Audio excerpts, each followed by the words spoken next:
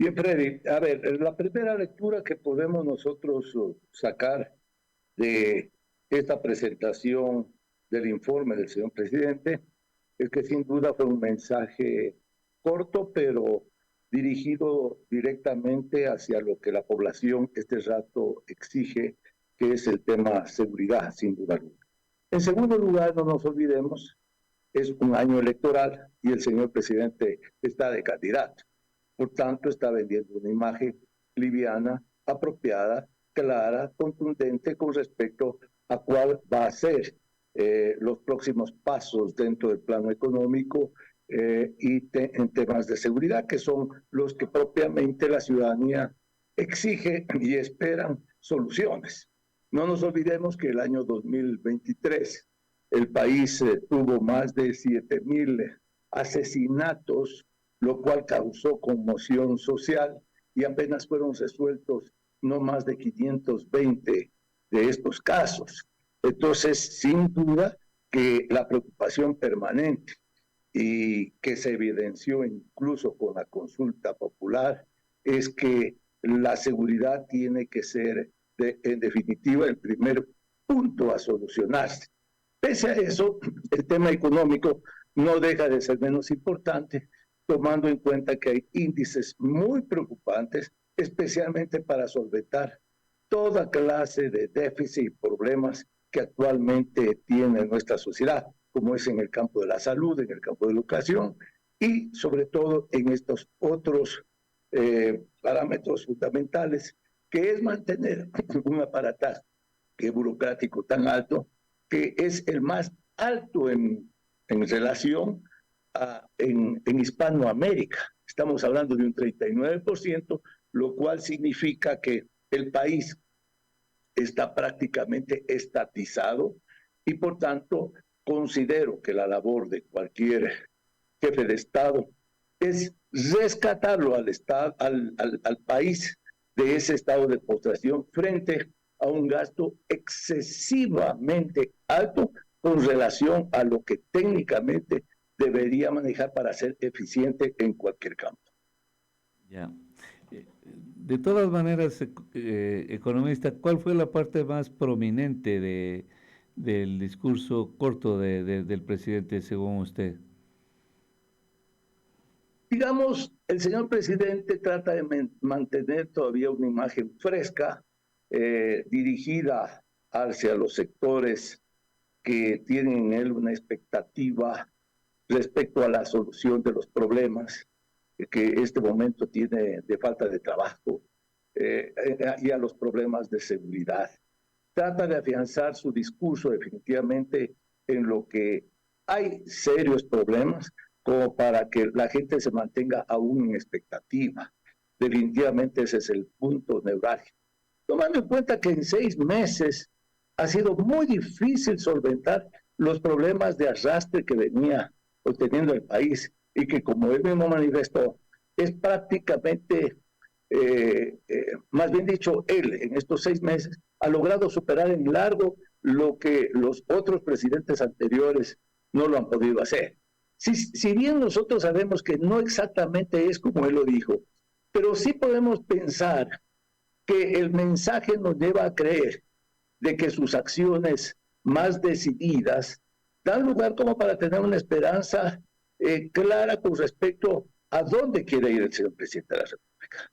Porque si bien en un año que le toca a él gobernar es imposible solventar esto, pero él está pensando para su reelección. Entonces, naturalmente, que las medidas a asumirse para solventar los problemas de déficit principalmente tienen que ser naturalmente en una forma ponderada, tomando en cuenta que todo lo que se haga con respecto a restringir, por decir, el déficit, tomando medidas antipopulares como es la eliminación de los subsidios, es materialmente imposible hacerlo en este año, tomando en cuenta que eso les restaría posibilidades para él gobernar. Entonces, la ayuda internacional del Fondo Monetario y de ciertos organismos multilaterales, sin duda que están paliando ese problema, porque el que vengan más de $4,000 millones, sin duda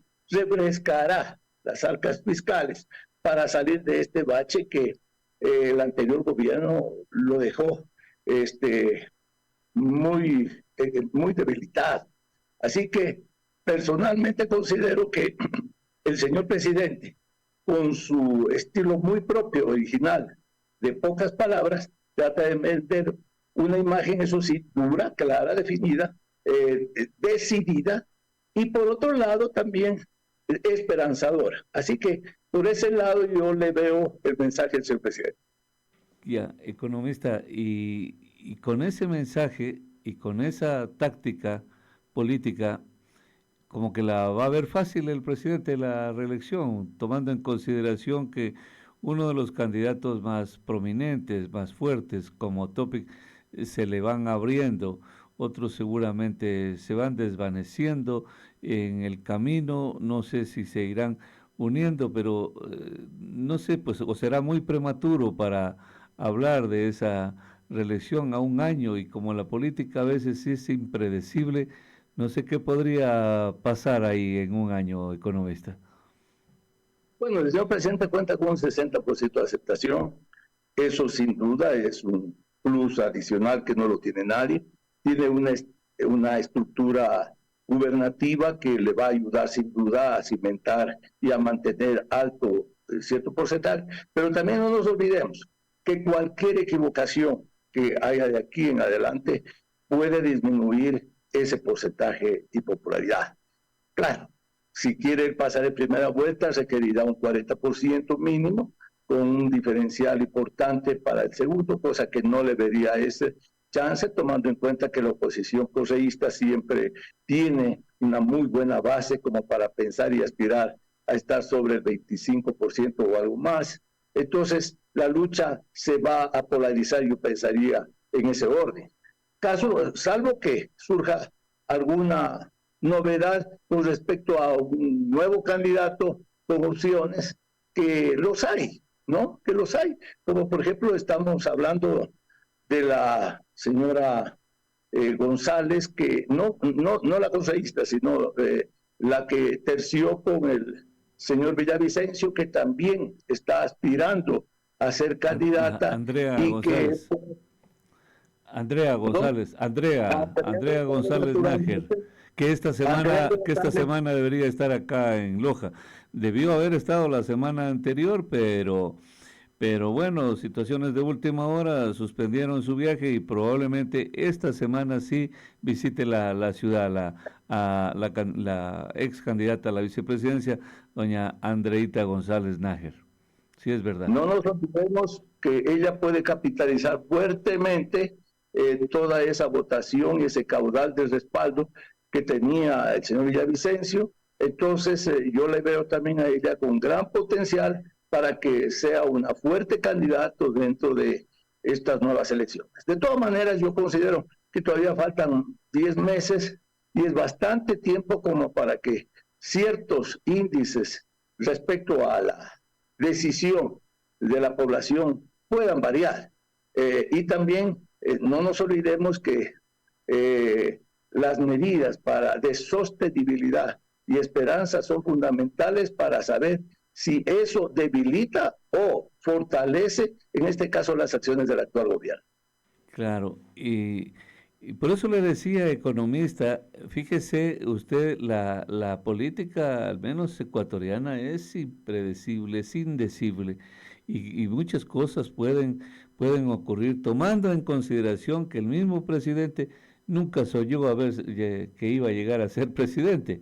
Entonces, un hecho político súbito hace que él alcance la presidencia, pero el 60% que usted le da, también entiendo que puede ir a la baja.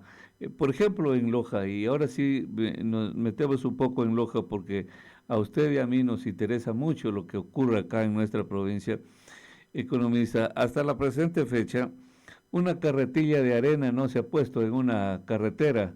Siguen tan mal como las dejó Lazo, y Lazo como se las dejó Moreno, y así.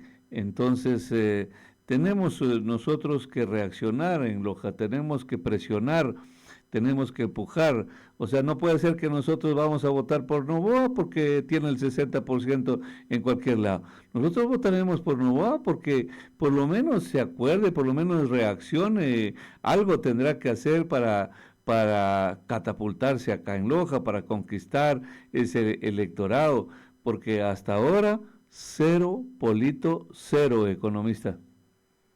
Sí, no nos olvidemos que estamos hablando de un 60% de popularidad. Eso no garantiza de que tenga el Exactamente, 60% de los votos. exactamente, Muy exacta. bien. Ahí tiene que, cuando salgan a la palestra otros candidatos, ese porcentaje naturalmente va a ir bajando y se va a ir ubicando en los diferentes actores políticos. Por eso es casi imposible pensar de que ya con eso sería el presidente de la República. Entonces, lo que usted manifiesta es la verdad. La gente este rato sí ha centrado su interés en el tema de seguridad y probablemente en cierta estabilidad y esperanza en el plano económico. Pero lo que usted manifiesta respecto a la obra propiamente es imposible. No, en eso sí yo creo que la gente incluso ha tomado conciencia, tomando en cuenta que las arcas fiscales quedaron en cero. Es imposible hacer una obra de cualquier naturaleza, incluso hasta de mantenimiento de vías en esas condiciones. O sea, este rato lo que había que hacer es la estabilidad, que sí la ha logrado en gran parte. Mire, el riesgo país, cuando el señor eh, eh, eh, asumió la presidencia, estaba en sobre 2.000 puntos, lo cual significaba prácticamente que le cierren las puertas en el exterior o con unos índices de tasas de interés casi imposible de ser pagadas. En este momento estamos más o menos en el orden de los 1.100 puntos, lo cual ya da una imagen internacional interesante. Por eso es que está fluyendo nuevamente ese crédito de ayuda, puentes, como son los del Fondo Monetario Internacional, que le da un respiro importante como para poder por lo menos cubrir las necesidades inmediatas que tenía. Entonces, ponernos a exigir en este rato obra, sabiendo bien que no hay dinero para solventar los problemas básicos, también nosotros creo que tenemos que en eso ser conscientes. Pero lo que sí es muy cierto, ahí se tiene que cambiar el modelo dentro de lo que sería el campo de inversión, porque si creemos que el Estado va a poder afrontar todos los problemas en el tema energético o el problema vial del país por cuenta propia como Estado propiamente, yo creo que sería pedir mucho porque no tiene el dinero en caja. Entonces ahí el modelo tiene que modificarse para que haya una participación importante dentro de lo que es la empresa privada, quienes están a la expectativa de que el Estado les abra la puerta y de esa manera poder colaborar en estas actividades que el Estado requiere con urgencia solucionar, porque ya hemos vivido el problema energético y hoy por hoy, si no se hace inversión fuerte, nuevamente vamos a tener estos apagones de luz que son los que realmente no estamos prestos a tenerlos, tomando en cuenta que eso paraliza la situación económica, productiva de los ecuatorianos. Lo mismo en el tema vial, las vías se caen a pedazos. El asunto de las concesiones tiene que funcionar para que haya el mantenimiento debido. Entonces, ahí es cuando se tiene que cambiar un modelo y hacer las aperturas y las aprobaciones de leyes apropiadas para que los sectores que sí tienen recursos puedan ingresar, en este caso, a invertir dentro de nuestro país. Economista, el incremento del IVA no aporta para nada al desarrollo del país, solo para darles un buen rancho a los militares, comprar armas, fusiles, municiones, y porque entonces vamos a tener que postergar las carreteras aquí, por ejemplo, en nuestra provincia, el mantenimiento lo vamos a tener que postergar un año más porque este gobierno no va a poder, pero sí nos grava más impuestos, lo cual quiere decir que este país no tiene salida, ¿no? Porque el anterior era que la pandemia no deja, que la violencia. El hecho es que nunca les falta motivo alguno para retrasar el desarrollo de este país, economista. Yo soy una persona anti-impuestos. En mi libro que escribí, Crónicas de un Estado Fallido, lo muestro y lo escribo con mucha seriedad y análisis. Por tanto, todo lo que representa impuestos es engordar al Estado, y yo soy anti-Estado en ese aspecto, porque yo considero que el Estado tiene que existir, pero no en el tamaño y dimensión desproporcionada que, por ejemplo, el país está en la actualidad. Para mí que tiene que haber un Estado pequeño pero fuerte, eso es diferente.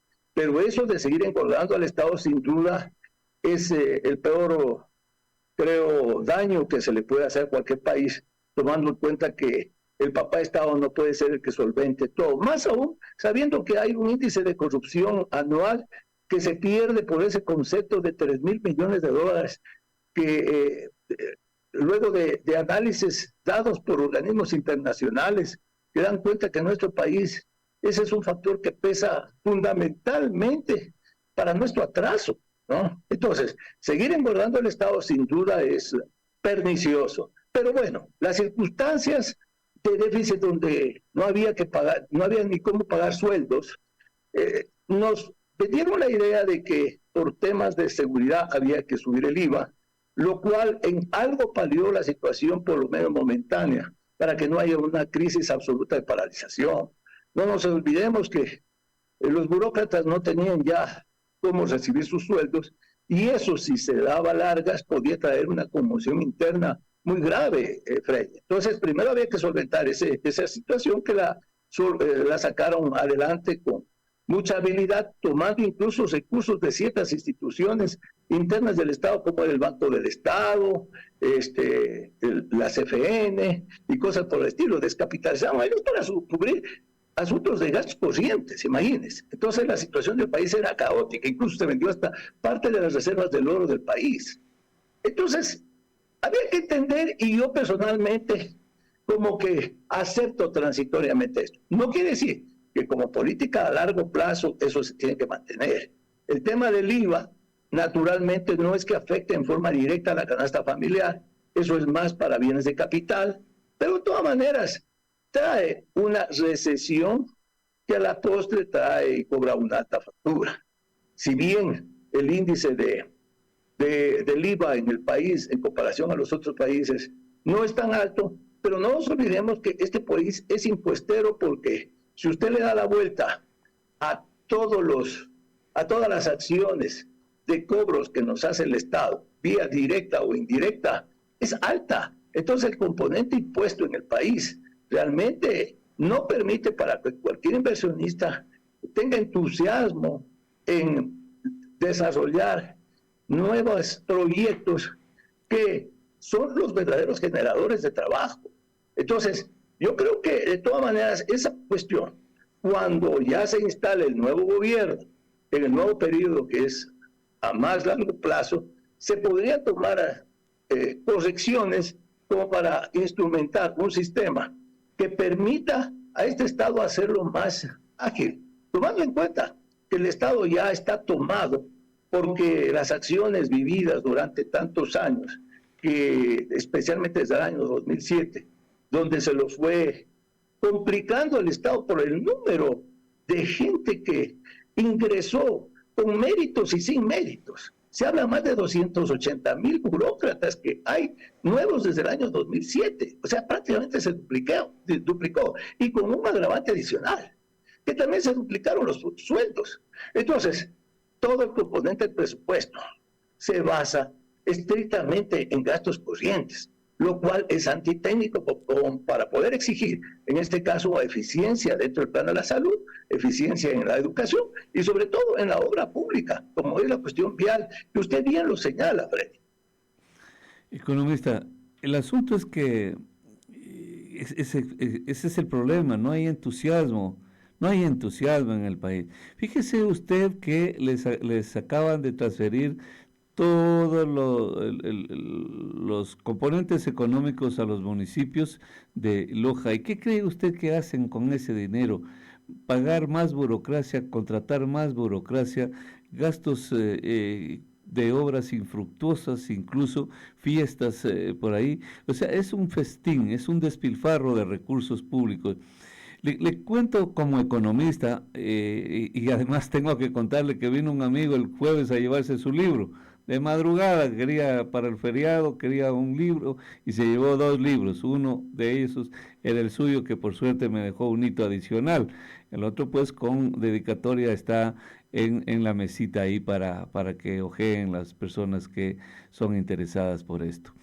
Entonces le contaba economista, quiero contarle como economista que un amiguito mío humilde sacó un RUC la semana pasada porque le había tocado pintar una empresa pequeña, chiquita, un edificio de una empresa pequeña, y le obligaban a presentar factura.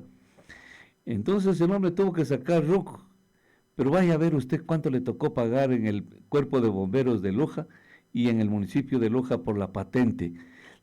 Al día que lo abrió le cobraron, en el SRI no cobran nada, pero el municipio sí lo esquilmó, lo saqueó antes de que vaya a ganar alguna cosita, ya se le llevó la plata del municipio de Loja. ¿Dónde vio usted, en qué país del mundo vio eso, un saqueo indiscriminado a las personas pobres, humildes? ¿Cuándo vio usted un incentivo de parte de la institución pública para el ciudadano que emprende en algo humilde, en algo sacrificado? Se le llevó toda la ganancia. Al hombre se le llevó toda la ganancia, el cuerpo de bomberos y el municipio de Loja se le llevó. No le queda nada. Entonces, ¿cómo es que un ciudadano puede trabajar para la burocracia? Y vaya a ver usted a nuestro alcalde, que irremediablemente es el alcalde de Loja. Vaya a ver cómo pinta canchas con la bandera peruana, rojo, blanco, no hay poder humano. Solo en eso se van los recursos, no apoyan los municipios, no le apoyan al gobierno, nadie apoya de nada, corruptelas por aquí, despilfarros por allá. Entonces, ¿cómo cree usted cuando dijo que el gobierno es muy popular, o quizá popular sobre el 50%? Me encantó cuando hizo la aclaración, porque no hay que confundir efectivamente la popularidad con el grado de aceptación. Tome en cuenta que Maduro es muy popular, no solo en Venezuela, sino en el mundo entero. Pero es la peor ameba, escoria que haya nacido en nuestro continente y tanto daño que le ha hecho a su pueblo. Entonces, efectivamente, no hay que confundir la popularidad con el grado de aceptación que tenga un gobernante. Hasta ahora en Loja no hemos visto absolutamente nada positivo, nada edificante, nada nuevo, nada constructivo, y estamos esperando, estamos a la espera, y seguramente en algún momento pues el gobierno, los municipios, algo se ajustarán y empezarán a demostrarnos de que el pueblo que paga sus impuestos verá retribuido ese sacrificio en la obra pública, economista. Muy de acuerdo, qué bien que trajo este ejemplo, que yo también me tocó vivirlo en carne propia, porque yo adquirí un bien en este año y por una compañía de transporte que tengo, y me tocó también igual pagar $3,900 por patente municipal. Créame lo que la plata, ese dinero duele cuando el municipio, que es el beneficiario directo para poder cumplir, en este caso, con la retribución de servicios, no devuelve con la misma medida con lo que uno paga esos valores. Entonces, sin duda alguna, que eso sí fastidia, porque los municipios son la réplica de lo que es el gobierno centralista. O sea, despilfarrador, consumidor, y solamente le succiona el dinero al pueblo ecuatoriano a cambio de nada. Es que esa ha sido la política que ya la venimos manejando por muchos años y que todos nosotros la hemos venido denunciando en forma permanente, pero se ha hecho caso omiso para rectificar, porque mientras más se alza la voz, esta gente no entiende, y en cada elección es un problema muy grave porque cada ganador entra con su séquito de gente a imponer nuevamente ese estilo y ritmo de gasto alto dentro de sus instituciones. Entonces, la obra no se la ve para nada. Así que el ecuatoriano común, nosotros nos hemos convertido solo en servidores del Estado, tanto a nivel nacional como seccional, y ellos simplemente son los verdaderos beneficiarios de lo que el pueblo trabajador, que en este caso con sus actividades privadas, en este caso tributa. No puede ser posible. Realmente si vamos con ese modelo, yo creo que nos vamos al abismo, como ya a estas alturas del camino lo estamos demostrando de una forma desesperada. No puede ser que nuestros presupuestos se tengan que nutrir solo de deuda.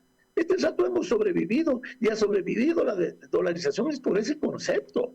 Pero rectificar en lo que es los ajustes, donde están los verdaderos problemas, no se lo ha hecho. Entonces, ahí es cuando viene una especie de reclamación ya de impotencia de parte de nosotros, que por más que se diga y se repita lo que se está denunciando, de parte de las autoridades que están en este caso electas, no se hace absolutamente nada por tomar correcciones. Y lo peor de todo es que las pocas obras que hacen, todavía las hacen en formas de contratación fraudulentas. Yo bastantes veces que voy a Loja, siempre escucho los mismos problemas con las compañías que han incumplido con las obras que en este caso la ciudadanía requiere que sean atendidas de forma urgente. No puede ser posible que obras que han sido contratadas hace más de año y medio, 2 años, estén paralizadas y abandonadas. Y mientras tanto la gente con sus vehículos tengan que circular en forma anormal por las vías de la ciudad. Entonces, yo creo que algo está pasando y si no rectificamos en tomar conciencia de nombrar a personas que en este caso tomen conciencia para que hagan bien las cosas y los contratos los manejen con total y absoluta seriedad, primando los intereses de la ciudad o del país, créamelo, Freddy, no habrá solución bajo ningún concepto. El próximo alcalde que reemplace al alcalde fallido que tiene Loja, pues debe ser, no sé cuál es el perfil, yo podría decirle, pero nos encantaría que usted lo describa, lo diseñe al próximo alcalde, porque Loja ya se ha golpeado duro, ya hemos tenido la tiranía se turnaba con la pasividad, con la abulia, y así, entonces, pero eso no era más que un populismo que generaba más populismo, y lo introdujeron a tal punto de que se está estableciendo y se ha estabilizado este populismo en Loja por muchos años, y el producto terminado del populismo pues es acabar con una sociedad ordenada, economista. Por eso me gustaría un perfil. El municipio de Loja, en este caso, está sujeto a un presupuesto inflexible. Y eso para cualquier perfil se le vuelve muy difícil el manejo de administración municipal. De todas maneras, la aspiración sería que dentro de las próximas elecciones alguien conocedor en el tema técnico administrativo vaya consciente de lo que tiene que hacer con respecto a romper esos candados que actualmente tiene ese municipio, con su conocimiento y su equipo de orden legal para ver qué posibilidades habría de destrabar las complicaciones actuales que tiene esa institución. Porque si sigue como está actualmente y heredamos lo que hoy se tiene, no hay solución. Yo le soy sincero, más allá de que se tenga buena voluntad de parte de cualquier electo. Entonces, en esto no hay cómo seguir engañando a la ciudadanía, sino que hay que concientizar. Por ahí oía algún discurso del actual alcalde, incluso, que yo diría podría tener buena intención, pero él ya ofrecía categóricamente conseguir empréstitos por $400 millones. Aplausos si lo logra, pero yo no sé si el municipio de Loja tenga esa capacidad, en este caso, de poder pagar esos dineros. Pero por otro lado, yo creo también imposible que los pueda conseguir 400 millones de dólares, porque eso no es un asunto que por más ofrecimientos internacionales, que por aperturas internacionales que puedan haber, el municipio de Loja pueda beneficiarse de tan importantes cuantías. Entonces, yo creo que hay que dejar la demagogia a un lado y entrarse a trabajar, pero en lo real y practicable, para poder cumplir sin engaño absoluto. Y más bien, buscar un sistema de autogestión, incluyendo ahí a los barrios, para que se organicen y de esa manera formar cogobiernos que ayuden en este caso a desarrollar la ciudad que está totalmente abandonada. Caso contrario, no salimos. Tenemos que buscar otros sistemas y mecanismos que la organicen mejor a la ciudad. Caso contrario, el futuro de Loja va a estar limitado a políticas demagógicas, y yo creo que ya no se le puede seguir engañando bajo ningún concepto y pretexto. Y por otro lado, ponernos nosotros simplemente a vivir creyendo que esa es la solución, a denunciar el pasado que ha sido ya catastrófico y lo conocemos. Entonces, con esas malas experiencias, hay que buscar propuestas, pero totalmente viables para que no solo el municipio de Loja, sino yo diría los municipios en general del país, que tienen casi la misma línea, puedan cambiar en este caso de mecanismo para que haya una funcionalidad favorable a los intereses ciudadanos. Solo dos cosas así para terminar, queremos adicionar ahí. Hasta hace poco, el municipio de Loja, el de Macará y el de Paltas eran los tres municipios casi, o sea, no casi, eran insolventes para el Banco del Estado Economista. No eran sujetos de crédito. Y si no, averígüenlo, no estoy dando un dato especulativo, era un dato técnico real. Tres municipios de Loja que no eran sujetos de crédito para el BEDE porque habían caído en la insolvencia, o por lo menos habían consumido toda su capacidad de crédito, para que vea usted. Entonces, imagínese mentir a las personas que van a sacar 400 millones de otro lado, cuando ni aquí mismo son sujetos de crédito, ya era una mentira. La segunda es que si viniesen 400 millones, 500 millones, ¿qué van a hacer con ese dinero si no hay nada planificado? No hay absolutamente nada planificado. Usted, como dice el proverbio pues un barco a la deriva, ¿no? Un barco que no sabe a dónde va, de gana le sirve el timonel, ¿no? Porque no tiene idea a dónde van. Entonces es un problema grave. Por eso yo quiero resaltar, rescatar, ponderar su exposición extraordinariamente brillante. Economista, asumimos lo que nos corresponde a cada uno, estamos de acuerdo en lo que estemos de acuerdo, en lo que no, pues lo vamos a respetar todos, me refiero a la ciudadanía, que a veces es muy radical también. Entonces, quiero agradecerle y ojalá que muy pronto podamos volver a conversar. Encantado, Freddy, siempre gustoso de su programa, que es muy popular, no solamente en la ciudad, sino en toda la provincia. Un abrazo a la distancia, Freddy.